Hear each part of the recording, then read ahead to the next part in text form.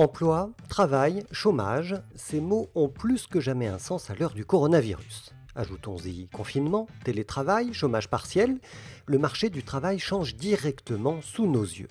Je m'appelle Frédéric Vuillot, je suis journaliste, et pour bien comprendre ce qui se joue dans le monde du travail actuellement, j'ai demandé à des experts de tous horizons de vous livrer leur vision de cette transformation. Point de suspension, c'est le podcast de l'UNEDIC qui décrypte les transformations du monde du travail en donnant la parole aux experts, eux aussi confinés.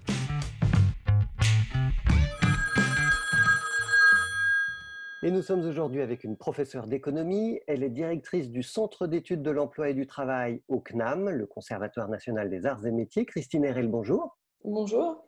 Alors, face au confinement, comment est-ce que le monde du travail s'est adapté en France et en Europe ? Alors évidemment, le confinement, c'est un choc totalement inédit pour les entreprises et pour le marché du travail de manière générale. Le fait d'être obligé d'arrêter son activité de cette manière, c'est quelque chose qui ne s'était jamais produit. Donc les adaptations qu'on a vues principalement, c'est d'abord des baisses de la durée du travail qui peuvent être partielles, certains salariés qui ne travaillent plus à temps plein, d'autres qui sont arrêtés totalement, soit avec des dispositifs de type chômage partiel, soit via des dispositifs de congé, donc arrêt maladie, qui ont été notamment utilisés pour les questions de garde d'enfants. Et ça s'est fait partout en Europe ?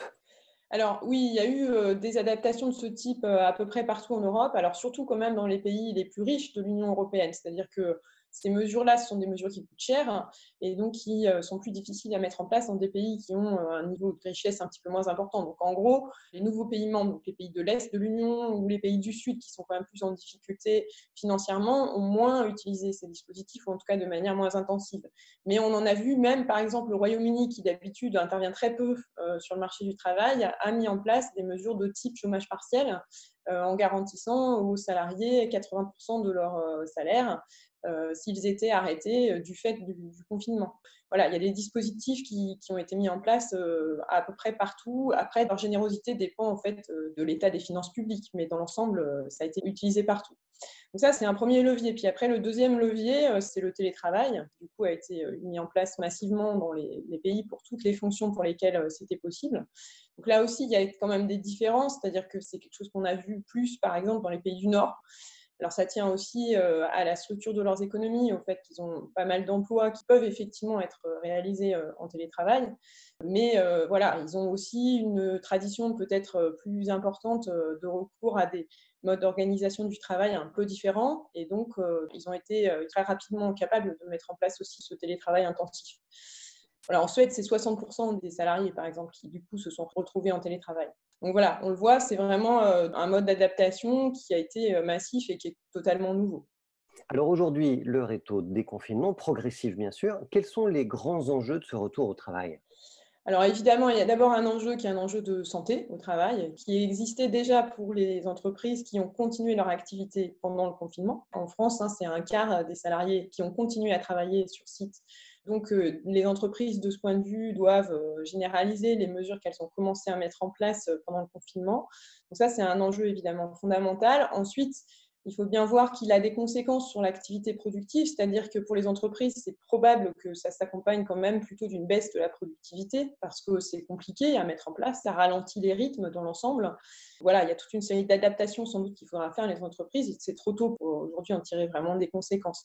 Ensuite, il y a d'autres questions qui tiennent plutôt, je dirais, aux questions de qualité du travail, puisque donc le télétravail, même si c'est quelque chose qui protège de l'extérieur, donc des risques de santé, en revanche, ça pose aussi d'autres problèmes sur le volet santé mentale, risques psychosociaux, etc.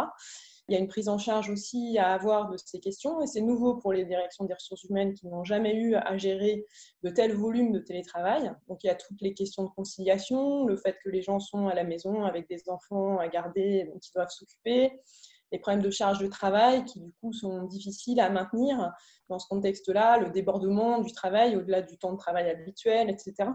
Et puis ensuite, il y a tout un autre volet qui est plutôt comment prendre en charge les gens qui sont hors de ces systèmes-là, c'est-à-dire ceux qui ne sont ni en télétravail, ni en reprise d'activité sur site, qui risquent simplement de se retrouver au chômage parce que ce sont des gens qui étaient en intérim, en CDD court et dont les contrats ne vont pas être renouvelés, en tout cas pas tout de suite. Donc, même s'il y a eu beaucoup d'efforts qui ont été faits via le chômage partiel, on peut quand même s'attendre à ce qu'il y ait une montée du chômage. Il faudra prendre en charge ces chômeurs pour éviter à la fois des pertes de revenus trop importantes et puis des problèmes de déqualification du fait qu'ils se retrouveraient trop longtemps sans retourner en emploi. Alors, il y a encore un autre enjeu qui est celui du retour de la mobilité entre les pays européens. Comment est-ce que ça va se passer? Il y a les travailleurs transfrontaliers, il y a les cadres qui prennent un avion entre Paris et Londres. Alors, en ce qui concerne les travailleurs transfrontaliers, donc, il n'y a pas eu de blocage complet. Il y en a qui continuent de passer les frontières, mais c'est beaucoup plus compliqué pour eux. Ça s'accompagne de beaucoup plus de contraintes et de contrôles, etc. Donc voilà, il y a un enjeu de retour à la normale. En France, ça concerne surtout, évidemment, la région la plus concernée, c'est le Grand Est. C'est là qu'il y a le plus de travailleurs transfrontaliers. Et puis après, effectivement, il y a tous ces enjeux de mobilité au quotidien, enfin ceux qui effectivement font des déplacements réguliers dans le cadre de leur travail. Alors là, pour le coup, pour le moment, on n'est pas du tout certain de la façon dont les choses vont se passer, de l'horizon dans lequel ça va se débloquer. Je pense que c'est important pour le fonctionnement de certaines entreprises qui ont vraiment une échelle européenne et qui ont besoin d'assurer quand même un minimum de mobilité de leur cadre, notamment, comme vous l'évoquiez. En termes d'efficacité productive, là aussi, je pense que c'est important et qu'il faudra que ça revienne le plus rapidement possible.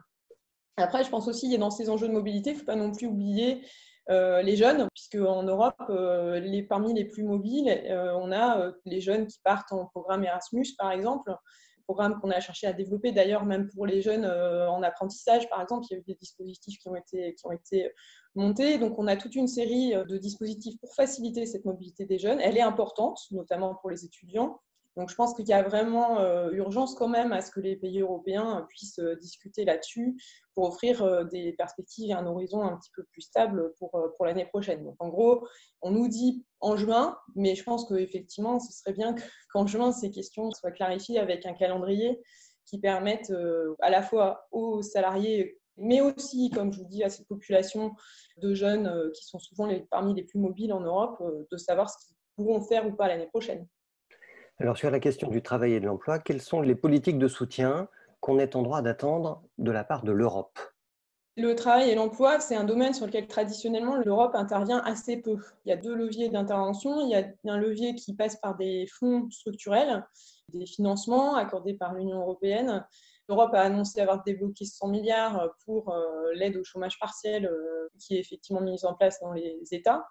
C'est un volet financier qui n'est pas négligeable. À mon avis, là-dessus, on peut aller plus loin. C'est-à-dire que dans le cadre du plan de relance, il faudrait aussi effectivement des financements plus spécifiques pour des mesures qui sont des mesures aussi de soutien à la formation, d'aide au retour à l'emploi pour des populations fragiles. Donc ça, c'est le volet financier. Puis après, il y a aussi d'autres types d'interventions qui sont plus, on va dire, informelles, au sens où il y a des échanges d'expériences, des choses qui sont plus de l'ordre de l'apprentissage mutuel, c'est-à-dire on va donc échanger sur des expériences réussies dans un pays ou un autre pour essayer de s'en inspirer. Ça, je pense que c'est aussi quelque chose d'intéressant dans le contexte actuel, c'est-à-dire que mettre en commun des expériences qui fonctionnent en sortie de crise, échanger sur des dispositifs qui fonctionnent, je pense que c'est quelque chose qui pourrait être intéressant aussi pour l'avenir, à condition que ça se mette en place suffisamment rapidement. Eh bien, merci beaucoup, Christine Erel. Je vous en prie. C'était Point de suspension, le podcast de l'UNEDIC qui décrypte les transformations du monde du travail en donnant la parole aux experts.